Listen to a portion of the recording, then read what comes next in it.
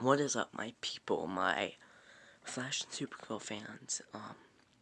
This would be my Flash Season 7, Episode 7 Growing Pains review, and my Supergirl Season 6, Episode 3, Phantom Menaces review. And, just off the bat, I thought these episodes, I thought The Flash was really great, like a 9 out of 10 episode. I thought it was really good, and it was better than last week, and last week wasn't that bad, though.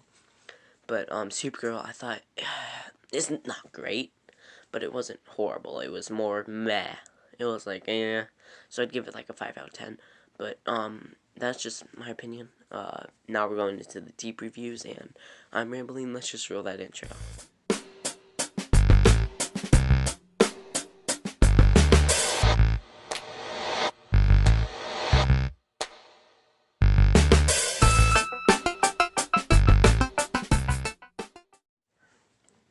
This episode started off with, Barry. He was, like, running around, he was running around Central City, and he got home, and there's breakfast all made, and you're like, what? There's breakfast made? Iris doesn't know how to cook, and then the Speed Force was there, because the Speed Force knows everything, and,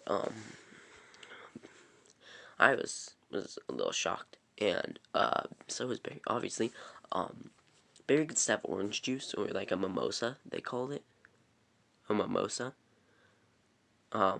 and because his powers like fritz out and stuff, and it breaks the glass, which Breakaway Props, I'll link a video down below of Breakaway Props. It's a really cool thing, but Barry's face reaction here is priceless. But Seal is talking to Frost and Caitlin, and she is explaining Frost's charges that she's had over the past 4 seasons. Wow, we've had Frost for 4 seasons now, and Frost is like, no, I just got my own life. I'm not being quarantined. Let's just use that word. And Caitlin's like, but you're gonna go jail, blah blah. And by the end she does, but I don't know. Frost's storyline was really interesting this season. I mean, it's probably gonna be interesting this season, this episode. But Cecile, she's just like, stay inside, man. So, but Cisco has to go because he's replacing Cisco when Cisco's gone, and now Chester is the person who the metahuman analysis room, and there was an attack for an Ivo Labs security truck, and they stole a nano chip or something, and Chester is in charge of that. He's Chester. He's like, oh yay, I get to do this. Wow. And Barry, he gets a sample of the ice, and there's dark matter on it. But later in the episode, we learned that the dark matter was fabricated, and it was an artificial dark matter. And here we learn that Kristen Kramer kind of admires Barry Allen. And then the Speed Force comes in, and Barry messes with his powers and everything, and Barry had to fake it till he makes it with Kristen Kramer. After he crashed into Kristen Kramer's car with his powers. But anyway, back in Star Labs, Caitlin's working out after the announcement, and then she goes to the bar. But at the bar, it's the one she was working at in season 4, episode 1, in between the break for Amunet. But Chillblaine, no, Mark has taken over. I don't remember his last name.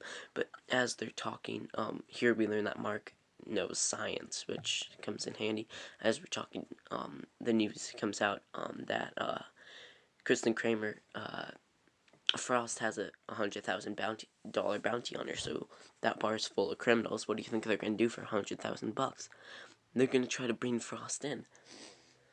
So we have a bar fight, and this scene was pretty cool. And by the end of it, Mark helps out. He was just in there drinking for a while, but he helps out by smashing that bottle over some said Breakaway Props.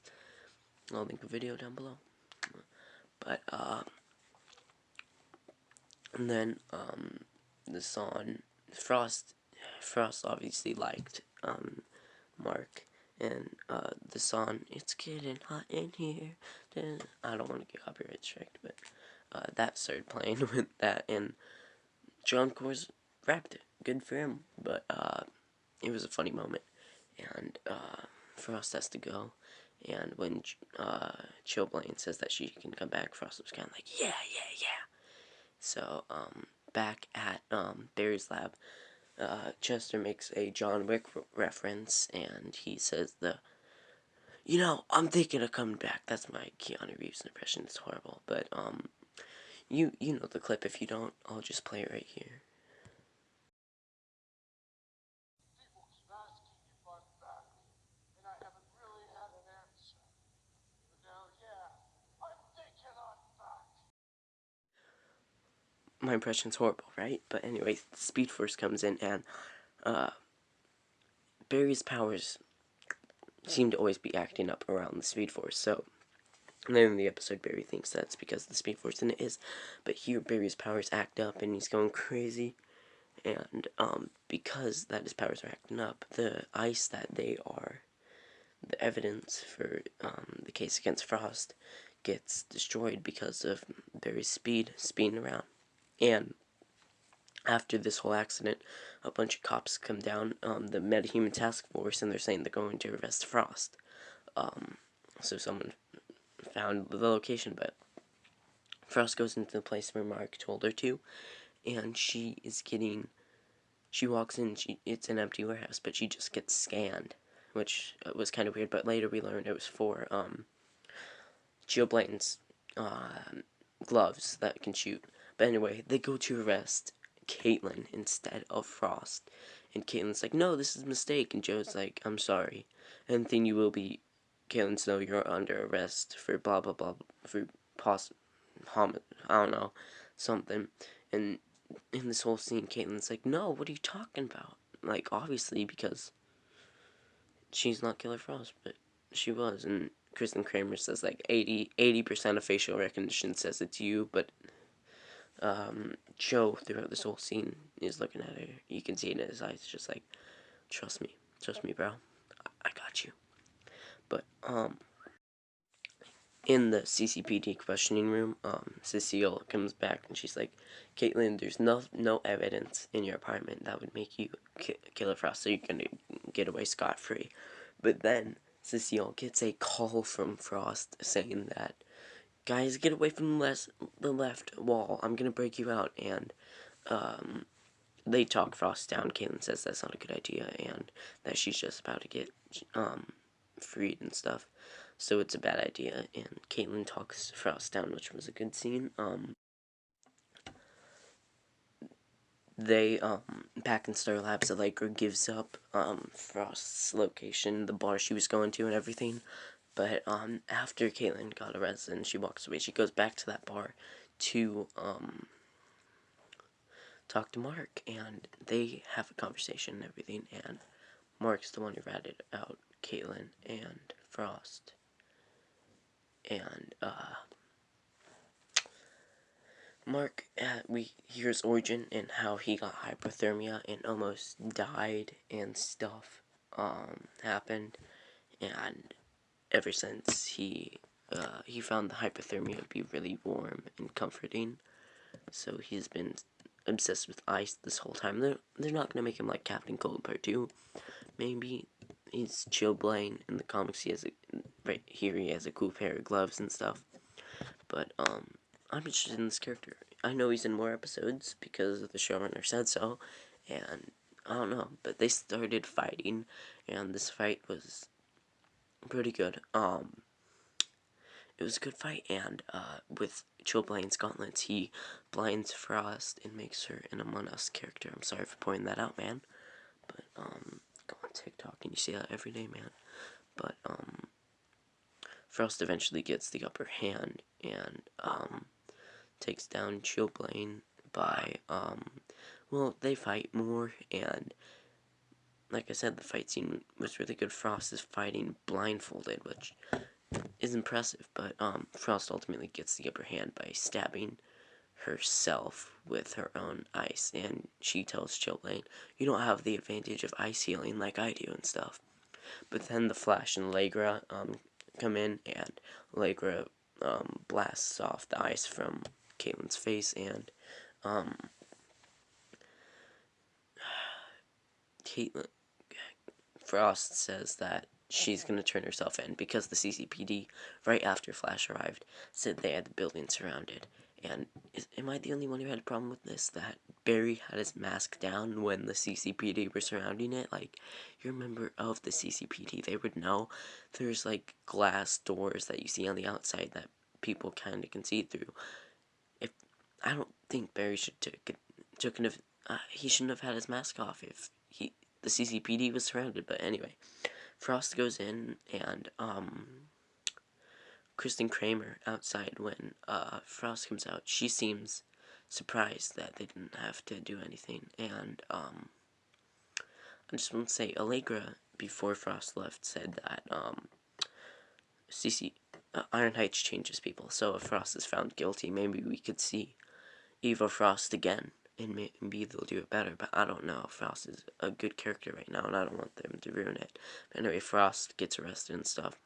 But then it's the next day, and Barry apologizes to the Speed Force, or Nora, and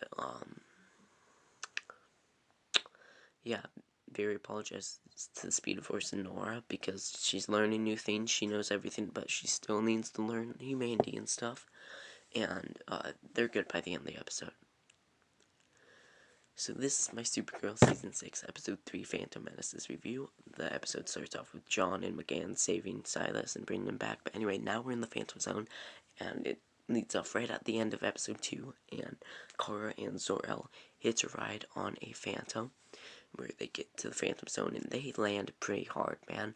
Kara breaks her leg in this landing and stuff, and Kara is just in there with her broken leg watching her father get dragged away by these men in the Phantom Zone. I assume they're on another Phantom Zone's Earth because it's fractured. I would have liked to know which Earth this was because multiverse. I know too much about that stuff. I researched too much. But they tried to take Kara, and she can't fight because she has a broken leg. But before they do, this group of people come in who are against them and say, like, the White Martians and the Phantoms are coming, run! And that dude runs away, and this lady, who we're just gonna call Lady for now, is like, idiots. So gullible. But anyway, Brainiac 5 is watching the news, and there's a Lex Luthor interviewing Brainiac 5. Brainy like has a meltdown, man. He's getting in touch with his emotions this episode, Brainy, and he just has a meltdown. And Brainy was the best part of this episode. Jesse Rath, Brainy is low-key carrying the show. But anyway, McGon and Jean talk about how to keep Silas alive and stuff. And then John also talks to Alex, who I don't know. Alex is a weak character this episode, but then Alex talks to Kelly, and Kelly and Alex are honestly the most boring part of the show, man. Just write them out somehow. It's the final season. To kill them off or write them out. I don't care about them.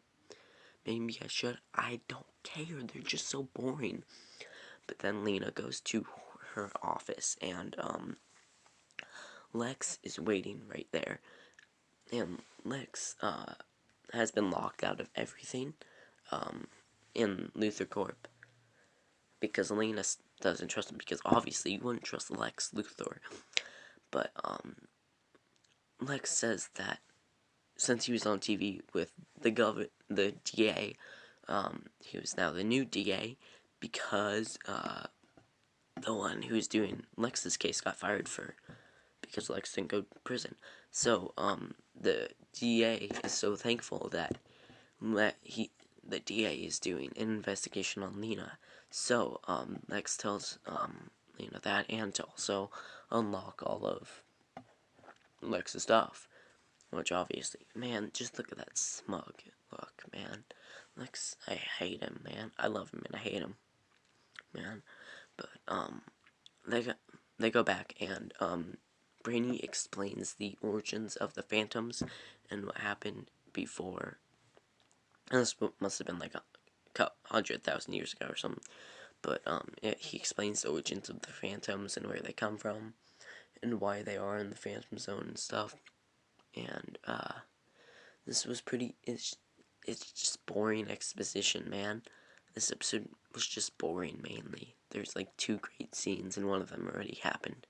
But Brandy talks about how the soul is the most important part to keeping a human alive, and then conveniently Simon's soul just comes out of his body, and because of that, the Phantom takes over, and Simon becomes a Phantom. And are y'all rocking with Phantom Silas? Because I'm not. But I don't know. Phantom Silas gets up and they like have a fight. It's not that interesting. They fight. Alex doesn't help because she's having flashes of memories in her life because she's kind of scared. But back in the Phantom Zone, this lady is talking to Kara, and she explains that she just wants to help Kara, and this lady helps Kara. She makes a crutch for her leg so that she can walk and stuff. And I don't know, this new lady is pretty interesting. Based off set photos, she's in the rest of the season. She's a season regular this season, or up until episode 14 or 13. I think they're filming with Mixie's Petalek. But anyway, Brainy goes to talk to Nia in Nia's office, and Nia wants, not Nia, God, Nia isn't even in this episode, man. Lena, Lena wants Brainy to, all the funds off the Luther whatever that Lex was doing in season 4 were going to Cosnia, so Lena wants all those funds to go to the Luther Children's Hospital, which Brainy obviously does. But then they like John does something with McGann, and I don't know if this fight scene's right here. No, it's not. But John talks to McGann, and I don't know. McGann's just super boring. I'm just sorry. But this lady, now we get her backstory, and we learn that she's an imp from the 5th dimension who was a princess in the 5th dimension, but her father banished her to the Phantom Zone because her father said that the Phantom Zone would be worse than death, and it kind of is, man. But she can't use her powers because of that bracelet, which we learn later in the episode. But she didn't know; she just thought she was powerless in the Phantom Zone. But now we have Lex, and he finds out what Brainy and Lena did. So he strikes back by first off, Lena. He gets a phone call by Lena to check the news and stuff. But anyway, Lena gets a phone call from Lex, and basically, in retaliation, Lex had Otis burn down a children's hospital. Lex, it's okay if you screw with adults, but you don't screw with kids, man. I don't know. That just makes me hate Lex more than I like Lex, man. He's a funny character. But anyway, now we're in the Phantom Zone, and the 5th dimensional person gets unlocked with her magic and with her magic ball that she saw Sorel through. And she turns off the fire with her magic, and it wakes up Kara, and then she fixes Kara's leg, which is welcome. Because now we can have Supergirl again. It was just kind of pointless to have her leg broken, but it shows that she can use her powers, which ultimately, now I'm thinking it wasn't pointless. Here's the best scene in the whole entire episode. Lena says just out of the blue that she wants to kill Lex. Not out of the blue, but she says she wants to kill Lex. And these acting between these 2 characters were great. Katie McGrath and Jesse Rath were great in this episode. Brainy says, yes, we can do it. We blow his house up. We saw him into little bits. I know planets that his body will disintegrate in minutes. No evidence. There's no way he can come back. this seems just great, man. And Lena just says, we can't, it was just a sign. And Brainy explains to Lena that, ever since he got his inhibitors removed, he feels more than he ever has, and it's hurting him, and he doesn't get it, but, Lena tells him, sometimes you just gotta show that rage and get it out. So he grabs his tablet and smashes it, and yells, I hate him! And this was the best part of the episode, man. Just Brainy freaking in this acting, man. It was so good. I think you can hear it by my voice. I'm getting a little emotional talking about it. Like, look at that. That was amazing. Jesse Rath is carrying Supergirl. I don't care what anybody says. But then we have a fight scene, and the Phantoms escape. All the Phantoms that they've captured. Yes, I skipped a bunch. I bet. Anyway, John starts the soul thing to save Magan, and while they're fighting, so they're fighting the Phantoms, and this was a good fight. It wasn't perfect, but I think what's her name now? What's Alex's superhero name? I don't remember, but Alex could have used a better weapon. But John is doing the thing for Magan that will make her soul back. But then Simon, he goes after them. The Silent Phantom, we're calling the main Phantom. But as they're going after them, Magan starts to turn, and then she doesn't turn ultimately, but Silas's Phantom goes after them, and almost it like hurts Kelly because like she put out like a metal stick to hit him with, but he grabs it and freezes it.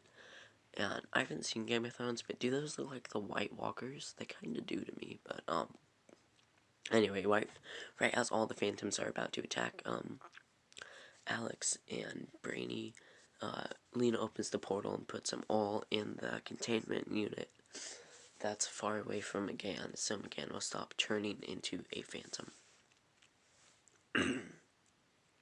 Wow. But now Lena meets with Lex, and Lena basically wants to tell Lex that she's resigning. She's not going to be in Luthor Corp anymore. And Lex is like, everything you've worked on for these past years, they're just going to stop immediately. Are you okay with that? She's like, yes, because I don't want to have anything to do with you. And I don't know what's going to happen from here. The investigation with the Children's Hospital thing is going to be hard for Lena to play off. I don't know if she's going to prison or not, but then the most boring thing ever happens. We have this emotional crying scene between Alex and Kelly. It's not emotional. It's boring. And I had to mute it because I was going to laugh. But apparently, Kelly and Alex are going to move in with each other. Like, so what? Are you just repeating the season 3 storyline? But, now we're at the end. And, I think her name's Nixie. Nixie is Pitalik? I don't know.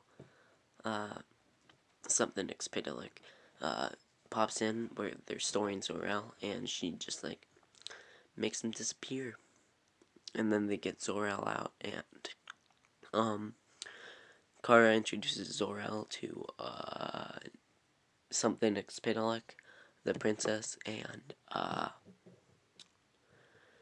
Zor-El is like, oh hey, we gotta get out, Kara. And Kara tells the fifth dimension, the princess, that there is an anchor at the bottom of the Phantom Zone to get out, but it's not in this reality, it's in another reality. Oh, and also I just want to say this here, and this lady says that she can see other realities, right? But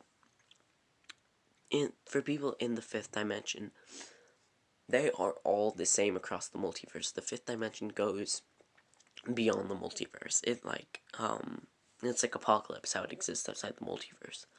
But not in the movies, it's weird. But, the fifth, all Mixie's Pillocks are just the same. They just adapt to that version. Like, The Mixies Pidlick that appeared in Smallville is the same Mixies Pidlick that appears in Supergirl, and will appear later this season. But anyway, so that fifth dimensional being should not have memories from other lives. But anyway, that's just me nerding out. But tell me what you guys thought in these episodes. If you want to see other Supergirl or Flash rankings, they are down below. Like again, from in the Breakaway Props video that I found, it's gonna be linked in the bottom, and I have class to get to. So goodbye and stay safe.